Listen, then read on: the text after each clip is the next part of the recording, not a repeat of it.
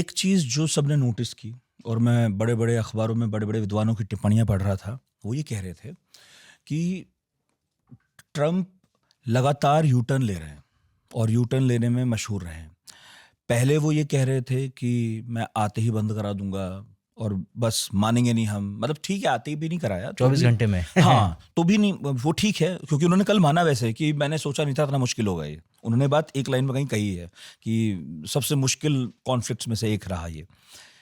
पर सर इतना वक़्त हो गया है, वो लगातार कह रहे थे कि सीज़ फायर कराऊँगा। अलास्का में पुतिन से मिलने के बाद उनके तो सुर बदल गए एकदम। जो पुतिन कहते थे वो सब कुछ ट्रम्प कह रहे हैं। तो ज़ेलेंस्की का सामना जो कल हुआ वो एक और पुतिन से तो नहीं हुआ है। नहीं, मुझे लगता है कि आप बिल्कुल सही बता रहे हैं कि जब अलास्का समिट के पहले ट्रम्प सबसे पहले बोल रहे थे कि ये शिखर वार्ता मैं कर रहा हूँ, उसमें मेरा सिर्फ एक ही लक्ष्य होगा, सीज़ फायर। और अगर सीज़ फायर नहीं होता है, अगर सीज़ फायर नहीं होता है तो हम लोग गंभीर परिणाम आएंगे, एक्स्ट्रा एडिशनल सैंक्शंस लगाएंगे रशिया पर। ये बात उन्होंने इनफैक्ट जब जा रहे थे अलास्का तब भी रिपोर्टर्स जो है उनको ये बात कही। और जब और आपने देखा कि जिस तरह से उनका स्वागत हुआ वहाँ पर, एक बहुत ही यूएस के बेस पे, मिलिट्री बेस पर, और जिस तरह से स्वागत हुआ और उसके बाद जो वार्ता हुई उसके बाद उन्होंने अपने सुर बदल दिए और तुरंत ऑब्वियसली ये कहा कि बहुत सारे हम लोगों ने पॉजिटिव मतलब मूवमेंट हुआ है, लेकिन प्रोडक्टिव रही काफ़ी। हाँ, काफ़ी प्रोडक्टिव मीटिंग्स रही है, लेकिन deal of course there is no deal जो उन्होंने बताया। लेकिन बाद में उन्होंने कहा कि पहले सीज़ फायर की जो मांग कर रहे थे और उन्होंने कहा कि नहीं, अब सीज़ फायर मुझे लगता है कि वैसे भी सीज़ फायर का कोई मतलब नहीं है क्योंकि वायलेशंस होते हैं, उसको ठीक से मतलब इम्प्लीमेंट नहीं कर सकते, तो हम लोग सीधे पीस डील की तरफ जाते हैं। और मुझे लगता है कि ये सबसे बड़ी एक राजनीतिक और जो हम लोग कहते हैं कि जियोपॉलिटिकल विन जो है पुतिन के लिए रही है, क्योंकि पुतिन जब आए थे अलास्का शिखर वार्ता के लिए तो उनके सामने क्लियर था कि उनको सीज़ फायर के लिए अग्री नहीं करना है, हाँ नहीं बोलनी है, नंबर एक। और दूसरी चीज़ जो ट्रम्प डरा रहे थे, धमका रहे थे कि गंभीर परिणाम होंगे, उनसे भी बचना था। तो ये दोनों चीज़ों में मुझे लगता है कि एक तरह की सफलता हुई है पुतिन के लिए, और ट्रम्प के लिए एक कम्प्लीटली उन्होंने एक ये यू टर्न लिया हुआ है इस विषय पर। अलास्का में जब दोनों नेता मिले तो बहुत लोग देख रहे थे ध्यान से, ज़ेलेंस्की भी देख रहे थे, यूरोप भी देख रहा था। कुछ लोग तो ये कह रहे हैं कि जब पुतिन चल रहे थे रेड कारपेट पर, एक तो ये वाली बात है कि इतने सालों से 3.5 साल से भयानक सैंक्शन लगाया अपने एक नेता पर, और जब वो आपसे मिलने आया तो क्या बात है, ट्रम्प एकदम बिछे हुए दिखाई दिए, एकदम ऐसे रेड कारपेट बिछा हुआ था, ऊपर से जहाज जा रहे थे। कुछ का तो ये कहना था कि वो पुतिन को डिरेल करने की कोशिश है, जहाज वहाज चलाना, लेकिन कुछ का ये कहना था कि नहीं, ये एक मतलब सबसे बड़ा ऑनर है स्वागत में।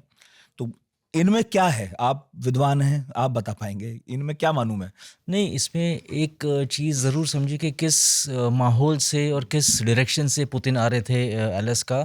फरवरी 2022 में उन्होंने ऑब्वियसली यूक्रेन पर अटैक किया, तो उसके बाद पूरे यूरोप में, पूरे विश्व में और इंटरनेशनल क्रिमिनल कोर्ट इनफैक्ट उनको एक वॉर क्रिमिनल करके घोषित कर दिया था, और उसके कारण वो कहीं नहीं जा पा रहे थे, काफ़ी जगह नहीं जा पा रहे थे।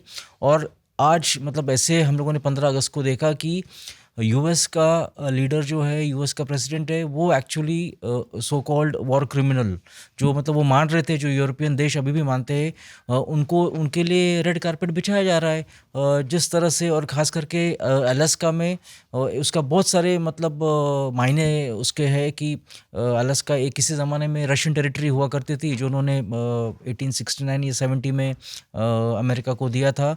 और सबसे मेन एयरबेस वहाँ पर, जो मिलिट्री बेस है, उस पर उनका स्वागत करना। और इनफैक्ट जो कोल्ड वॉर के वक्त आप देखोगे, शीत युद्ध के दौरान एक वो डिफेंस फ्रंटियर था अमेरिका का अगेंस्ट सोवियत यूनियन, तो उसका बहुत एक सिंबॉलिक सिग्निफिकेंस है। फिर आप देख रहे हो कि जिस तरह से रेड कारपेट पे उनका वेलकम हुआ बहुत, और उसके बाद उनकी अपनी जो बीस्ट है, प्रेसिडेंशियल लिमोजिन है, उसमें पुतिन उनके साथ जा रहे हैं। तो एक तरह से दिख रहा था कि किस तरह का उनका रिलेशनशिप है और एक पर्सनल केमिस्ट्री किस तरह से उनकी बढ़िया है। ये मतलब हमको ये दिखाई दी। ट्रम्प बहुत सारी चीज़ें बोल रहे थे पुतिन के विरोध में, और अभी भी मतलब मानते हैं कि जो युद्ध जो इतना देर चल रहा है, इतने साल तक चल रहा है, उसका जो मेन जो परिणाम है वो, या मेन जो उसका इसका दोषी है वो पुतिन को मान रहे थे। तो मुझे लगता है कि लेकिन जिस तरह से स्वागत हुआ, जिस तरह से उनकी जो बॉडी लैंग्वेज थी कि वो जब आए उतरे तब उन्होंने तालियां भी बजाई, फिर उनको शेक हैंड किया, तो एक तरह से वो मतलब बता रहे थे कि और ये हमको समझना बहुत ज़रूरी है कि इवन डोमेस्टिक पॉलिटिक्स में, जो उनकी अमेरिकन पॉलिटिक्स में किस तरह से देखा जाता है पुतिन को। तो ऑब्वियसली 2016 के जो इलेक्शंस है उसमें एक माना जा रहा था कि रशियन इंटरफेरेंस हुआ था, पुतिन ने इंटरफेरेंस किया था, जिससे ट्रम्प का फ़ायदा हुआ। तो क्या उसके बाद जो है कि लगातार ट्रम्प पर ये हमले हो रहे थे कि नहीं, कि जो इलेक्शंस है वो मैनिपुलेटेड है, वो नहीं मतलब जीत सकते थे, लेकिन बिकॉज ऑफ मतलब रशियन इंटरफेरेंस वो हुआ है। तो एक तरह से, और इसलिए इस बार भी जब आप देखेंगे जो प्रेस कॉन्फ्रेंस हुई थी उसमें बार बार वो बोलते थे कि रशियन होक्स, मतलब वही कि वो बार बार बता रहे थे। और ये चीज़ हमको समझने की ज़रूरत है कि दुनिया में कोई भी लीडर, कोई भी विश्व नेता, कोई भी यूरोपियन नेता या कोई भी ज़ेलेंस्की दो चीज़ों पर दो चीज़ें वो नहीं कह सकता है जो ट्रम्प के लिए बहुत बड़ी चीज़ है, जो ट्रम्प के लिए फ़ायदेमंद रहती है। वो नंबर एक कि ये जो युद्ध है कि मेरे कार्यकाल में शुरू नहीं हुआ है और वो बंद करने की कोशिश कर रहा है, तो इसलिए वो बार बार बोलता है कि ये बाइडेन का वॉर है। तो सबसे पहली चीज़ मुझे लगता है कि ये चीज़ एक बोल रहा है। और दूसरी चीज़ ये बोल रहा है कि नहीं, अल्टीमेटली युद्ध विराम करने के लिए कौन कोशिश कर रहा है, कि मैं ही कर रहा हूँ।